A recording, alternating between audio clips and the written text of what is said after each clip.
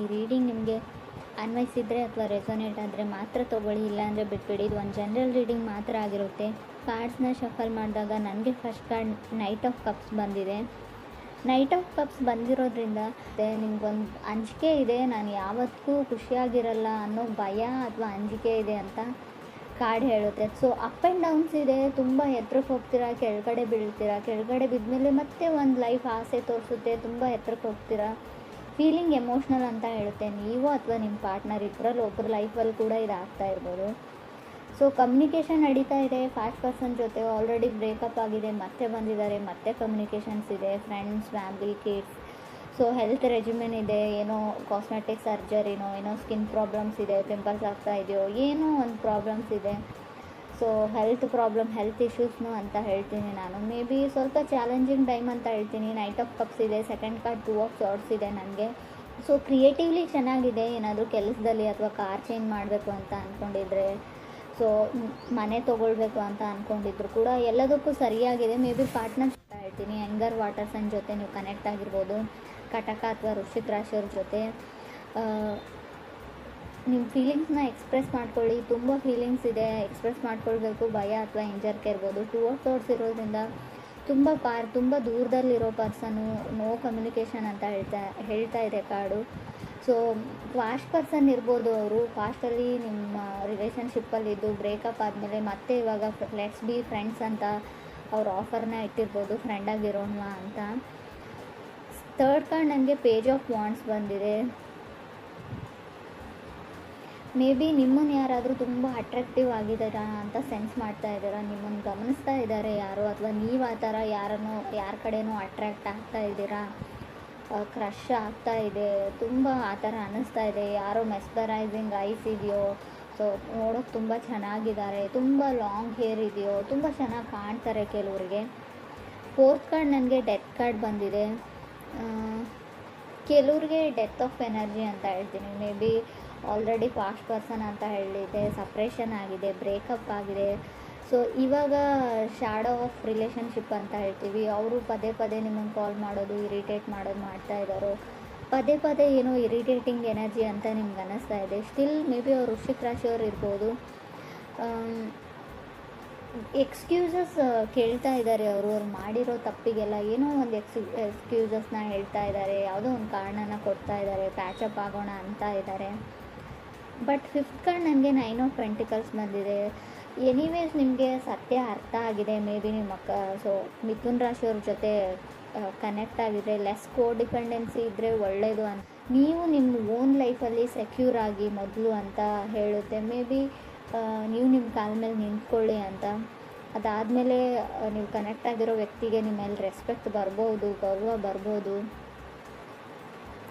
So may be ನೀವು 9 of pentacle singles energy ಅಂತ ಹೇಳ್ತೀನಿ. ಸಿಂಗಲ್ ಆಗಿರೋದು ನೀವು ಇಷ್ಟಪಡ್ತಿರೋ, ನೀವು ಕನೆಕ್ಟ್ ಆಗಿರೋ ಪಾರ್ಟ್ನರ್ ಇಷ್ಟಪಡ್ತಾರೋ ಗೊತ್ತಿಲ್ಲ, ಸುಮ್ಮನೆ ಪ್ಲೇಯಿಂಗ್ ಅರೌಂಡ್ ಅಂತ ಎನರ್ಜಿ ಹೇಳುತ್ತೆ.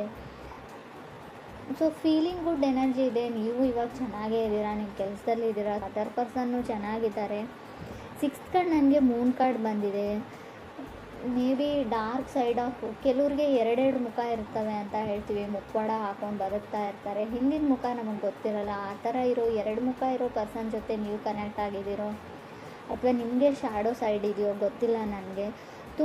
ಅವ್ರ ಲೈಫಲ್ಲಿ ತುಂಬ ಜನ ಬಂದರು ಹೋದರು, ಅವರಿಗೆ ಸೀರಿಯಸ್ನೆಸ್ ಕಮ್ಮಿ. ಇನ್ನೂ ನೀವು ಒಬ್ಬರೇ ಇಲ್ಲ ಲೈಫಲ್ಲಿ, ಅವ್ರ ಲೈಫಲ್ಲಿ ಇನ್ನೂ ಒಬ್ಬರು ಕೂಡ ಇರಬಹುದು, ಕಟಕ ರಾಶಿಯವರು ಅಂತ ಕೂಡ ಕಾರ್ಡ್ ಹೇಳುತ್ತೆ. ಸೊ ಫ್ರೆಂಡ್ಸ್, ಇದು ಎಲ್ರಿಗೂ ಅಲ್ಲ, ಕೆಲವರಿಗೆ ಮಾತ್ರ. ಮೂನ್ ಕಾರ್ಡ್ ಕೂಡ ಸಪ್ರೇಷನ್ ಎನರ್ಜಿನ ರೀಪ್ರೆಸೆಂಟ್ ಮಾಡುತ್ತೆ. ಇದು ಕೂಡ ಬ್ರೇಕಪ್ನ ಹೇಳುತ್ತೆ. ಆಲ್ರೆಡಿ ನೀವು ಮದುವೆ ಆಗಿದ್ರೆ, ಮ್ಯಾರಿಡ್ ಇದ್ದರೂ ಕೂಡ ಡಿವೋರ್ಸ್ವರೆಗೂ ಹೋಗ್ಬೋದು. ತುಂಬ ಎಮೋಷ್ನಲ್ ಡ್ರೈನಿಂಗ್ ಎನರ್ಜಿ ಅಂತ ಹೇಳ್ತೀವಿ. ಕಣ್ಣಲ್ಲಿ ನೀರು ಹಾಕ್ಬೋದು, ಸ್ಯಾಡ್ನೆಸ್ಸು, ಡಿಪ್ರೆಷನ್ನು.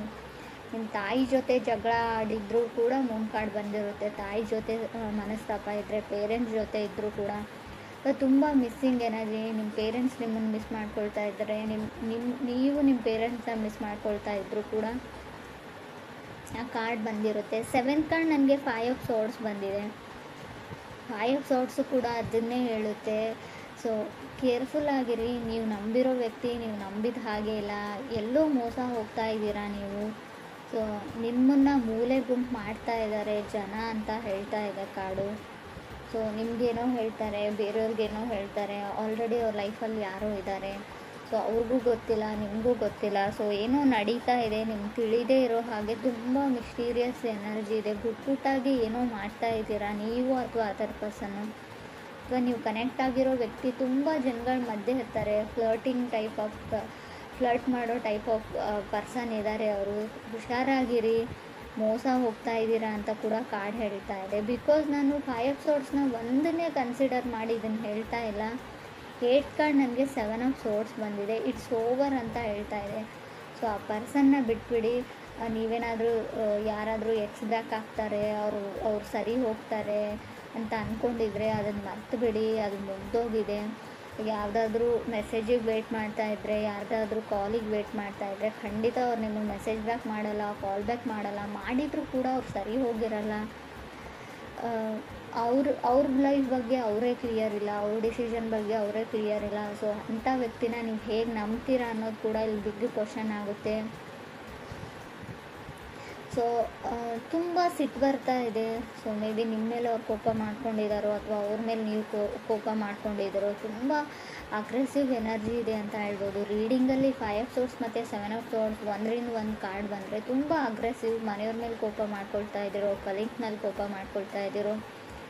ಸೊ ಏನನ್ನೇ ಹೇಳಿ, ನೀವು ಯಾವುದನ್ನೇ ಹೇಳಿದ್ರು ಕೂಡ ತೊಗೊಳ್ಳೋಕೆ ರೆಡಿ ಇಲ್ಲ. ಕ್ಯಾಶುವಲಾಗಿ ಯಾರಾದರೂ ಮಾತಾಡೋಕ್ಕೆ ಬಂದರೂ ಅವ್ರ ಮೇಲೆ ಕೂಡ ರೇಗ್ ಬಿಡ್ತೀರಾ ಇತ್ತೀಚೆಗೆ ಅಂತ ಕಾರ್ಡ್ ಹೇಳ್ತಾ ಇದೆ. 9th ಕಾರ್ಡ್ ನನಗೆ ಹ್ಯಾಂಗ್ಮ್ಯಾನ್ ಬಂದಿದೆ. ಸೊ ನೀವು ಯಾವುದಕ್ಕಾದರೂ ವೆಯ್ಟ್ ಮಾಡ್ತಾಯಿದ್ರೆ ಇನ್ನೂ ನಿಧಾನನೇ ಹೇಳುತ್ತೆ ಕಾರ್ಡು. ಹ್ಯಾಂಗ್ಮ್ಯಾನ್ ಇರೋದ್ರಿಂದ ತುಂಬ ಸ್ಲೋ ಮೂವಿಂಗ್ ಎನರ್ಜಿ ಇದೆ. ಆ ವ್ಯಕ್ತಿ ಬಂದರೂ ಕೂಡ ತುಂಬ ವರ್ಷನೇ ಆಗುತ್ತೆ ನಿಮ್ಮ ಲೈಫಲ್ಲಿ ಬರೋದಕ್ಕೆ. ಅಷ್ಟೊತ್ತಿಗೆ ನಿಮ್ಮ ಲೈಫ್ ತುಂಬ ಮುಂದೆ ಹೋಗಿರುತ್ತೆ, ನೀವು ಮೂವ್ ಆನ್ ಆಗಿರ್ತೀರ. 10th ಕಾರ್ಡ್ ನನಗೆ 6 ಆಫ್ ಸೋರ್ಡ್ಸ್ ಬಂದಿದೆ. 6 ಆಫ್ ಸೋರ್ಡ್ಸ್ ಕೆಲವೊಮ್ಮೆ ತುಂಬ ಕಾಂಪ್ರಮೈಸ್ ಆಗೋ ಎನರ್ಜಿನ, ಆಲ್ರೆಡಿ ನೀವು ತುಂಬ ವಿಷಯಗಳನ್ನ ಬಿಟ್ಕೊಟ್ಟಿದ್ದೀರಾ, ತುಂಬ ಎಫರ್ಟ್ ಹಾಕಿದ್ದೀರಾ ಈ ರಿಲೇಷನ್ಶಿಪ್ಗೆ, ತುಂಬ ಕಾಂಪ್ರಮೈಸಸ್ನ ಆಗಿದ್ದೀರಾ ಅಂತ ಕೂಡ ಕಾರ್ಡ್ ಹೇಳುತ್ತೆ ಇದನ್ನು ಉಳಿಸ್ಕೊಳ್ಳೋಕ್ಕೆ. ಸೊ ಇವಾಗ ನಿಮ್ಗೆ ರಿಯಲೈಸ್ ಆಗ್ತಾ ಇದೆ ನೀವೇನೇನು ತಪ್ಪು ನಿರ್ಧಾರಗಳನ್ನ ತೊಗೊಂಡಿದ್ದೀರಾ, ಯಾವ ಥರ ಆ ಪರ್ಸನ್ ನಿಮ್ಮನ್ನು ಯೂಸ್ ಮಾಡಿಕೊಂಡ್ರು, ಗ್ರ್ಯಾಂಟೆಡಾಗಿ ತೊಗೊಂಡ್ರು. ಸಮ್ಟೈಮ್ಸ್ ನೀವು ಓವರ್ ಎಮೋಷ್ನಲ್ ಆಗ್ತಿರೋ, ಅದರ್ ಪರ್ಸನ್ ಓವರ್ ಎಮೋಷ್ನಲ್ ಆಗ್ತಾರೋ. ತುಂಬ ಎಮೋಷ್ನಲಿ ಡ್ರೈನ್ಡ್ ಎನರ್ಜಿ ಅಂತ ಹೇಳ್ತೀನಿ. 11th ಕಾರ್ಡ್ ನನಗೆ 10 ಆಫ್ ಕಪ್ಸ್ ಬಂದಿದೆ. ಮೇ ಬಿ ನೀವು ಅಂದ್ಕೊಂಡಿರ್ಬೋದು ಆ ವ್ಯಕ್ತಿ ನಿಮ್ಮನ್ನು ಮದುವೆ ಆಗ್ತಾರೆ, ಆಫಿಷಿಯಲಿ ನೀವು ಒಂದು ಮ್ಯಾರಿಡ್ ಲೈಫಲ್ಲಿ ಇರ್ತೀರಾ ಅಂದರೆ ಅದು ಒಂದು ನಿಮ್ಮ ಡ್ರೀಮು ಅಂತ ಹೇಳ್ತಾ ಇದೆ. ಕನಸು ಆ ಥರ ಆಗಲ್ಲ. ಸೊ ಆಲ್ರೆಡಿ ಅವ್ರ ಲೈಫೇ ಒಂದು ಮೆಸ್ ಇದೆ, ಗೊಂದಲದ ಗೂಡಾಗಿದೆ ಅವ್ರ ಲೈಫು. ಅವ್ರ ಲೈಫಲ್ಲಿರೋ ಪ್ರಾಬ್ಲಮ್ಸ್ನ ಅವ್ರು ಸಾಲ್ವ್ ಮಾಡಿಕೊಂಡು ಹೊರಗಡೆ ಬರೋದು ತುಂಬ ಕಷ್ಟ. ಅಥವಾ ಇಲ್ಲಿ ನಾನು ಈ ಪ್ಲೇಸಲ್ಲಿ ನೀವಿದ್ರೆ ನಿಮ್ಮ ಲೈಫೇ ಗೊಂದಲ ಆಗಿರ್ಬೋದು, ಅಲ್ಲಿಂದ ಹೊರಗಡೆ ಬಂದು ಸೊ ಈ ರಿಸ್ಕ್ನ ನೀವು ತೊಗೊಳ್ಬೋದಾ ಅಂತ ಯೋಚನೆ ಮಾಡಿ. ನೀವು ನಂಬಿರೋ ವ್ಯಕ್ತಿ ನಿಮ್ಮ ನಂಬಿಕೆನ ಉಳಿಸ್ಕೊಳ್ತಾರ ಅನ್ನೋದು ಕೂಡ ತುಂಬ ಕಷ್ಟ. 12th ಕಾರ್ಡ್ ನನಗೆ ಏಸ್ ಆಫ್ ಪೆಂಟಿಕಲ್ಸ್ ಬಂದಿದೆ. ಸೊ ನಿಮ್ಗೆ ಯಾರಾದರೂ ಸಾರಿ ಕೇಳ್ಬೋದು, ಅಪಾಲಜಿ ಕೇಳ್ಬೋದು, ಅಥವಾ ನೀವು ಯಾರಿಗಾದ್ರೂ ಕೇಳ್ಬೋದು. But something better. ನೀವು ಇವಾಗ ಕನೆಕ್ಟ್ ಆಗಿರೋ ಪರ್ಸನ್ಗಿಂತ, ಕನೆಕ್ಟ್ ಆಗಬೇಕು ಅಂತ ಅಂದ್ಕೊಂಡಿರೋ ಪರ್ಸನ್ಗಿಂತ ಆಲ್ರೆಡಿ ಬ್ರೇಕಪ್ ಆಗಿದ್ದರೆ ಅವ್ರಿಗೋಸ್ಕರ ವೆಯ್ಟ್ ಮಾಡ್ತಾಯಿದ್ರು. ಅವರೆಲ್ಲರಿಗೂ ಒಂದೇ ಮಾತು ಹೇಳ್ತೀನಿ, something better is waiting for you ಅಂತ. ಮುಂದೆ ಫ್ಯೂಚರಲ್ಲಿ ನಿಮಗೆ ಒಳ್ಳೆಯದೇನೋ ಕಾದಿದೆ, ಹೊಸ ವ್ಯಕ್ತಿ ಕಾದಿದ್ದಾರೆ ಅಂತ ಹೇಳ್ಬೋದು ನಾನು. 12th ಕಾರ್ಡ್ ನನಗೆ ಸ್ಟಾರ್ ಕಾರ್ಡ್ ಬಂದಿದೆ. ಸ್ಟಾರ್ ಕಾರ್ಡ್ ಕೂಡ ಅದನ್ನೇ ಹೇಳ್ತಾ ಇದೆ, ಟ್ರೈನ್ ಟು ಮೂವ್ ಆನ್. ಆ ವ್ಯಕ್ತಿನ ಬಿಡಿ, ಆ ಸಿಚುವೇಶನ್ನ ಬಿಡಿ, ಆ ಪರ್ಸನ್ನ ಬಿಡಿ. So get your wish granted ಅಂತ ಹೇಳ್ತಾ ಇದೆ. ಗೆಟ್ಟಿಂಗ್ ಯುವರ್ ವಿಶ್ ಗ್ರ್ಯಾಂಟೆಡ್ ಅಂತ ಹೇಳ್ತೀನಿ ಇದನ್ನು ನಾನು ಸರಿಯಾಗಿ ಹೇಳೋದಾದರೆ. If this person come to you, ಆ ವ್ಯಕ್ತಿ ನಿಮ್ಮ ಹತ್ರಕ್ಕೆ ಬಂದರೆ, ಸೊ ರೈಟ್ ನಾವು ನಾನು ಬ್ಯುಸಿಯಾಗಿದ್ದೀನಿ, ಇದ್ರ ಬಗ್ಗೆ ಎಲ್ಲ ಯೋಚನೆ ಮಾಡಲ್ಲ ಅಂತ ಹೇಳಿ ಅಂತಲೇ ಕಾರ್ಡ್ ಹೇಳ್ತಾ ಇದೆ. ಮೇ ಬಿ ನೀವೇನಾದರೂ ಈ ಬಾರಿ ಕಮಿಟ್ ಆದರೆ, ಈ ಬಾರಿ ಆ ವ್ಯಕ್ತಿ ಮಾಡಿರೋ ತಪ್ಪುಗಳನ್ನೆಲ್ಲ ಕ್ಷಮಿಸಿ ಅವ್ರ ಜೊತೆಗೆ ಹೋದರೆ ಖಂಡಿತ ಲೈಫಲ್ಲಿ ಖುಷಿಯಾಗಿರ್ತೀರ ಅಂತ ನಾನು ಗ್ಯಾರಂಟಿ ಕೊಡೋಲ್ಲ. ಆಲ್ರೆಡಿ ಟೋಟಲ್ ಮೆಸ್ ಅಂತ ಹೇಳ್ತೀನಿ. ತುಂಬ ಗೊಂದಲಗಳಿವೆ, ತುಂಬ ಡಿಫಿಕಲ್ಟೀಸ್ ಇದೆ, ಚಾಲೆಂಜಸ್ ಬರ್ಬೋದು ಲೈಫಲ್ಲಿ. ಯೋಚನೆ ಮಾಡಿ ರಿಸ್ಕ್ ತೊಗೊಳಕ್ಕೆ ರೆಡಿ ಇದ್ದರೆ ನಿಮ್ಮ ಇಷ್ಟ.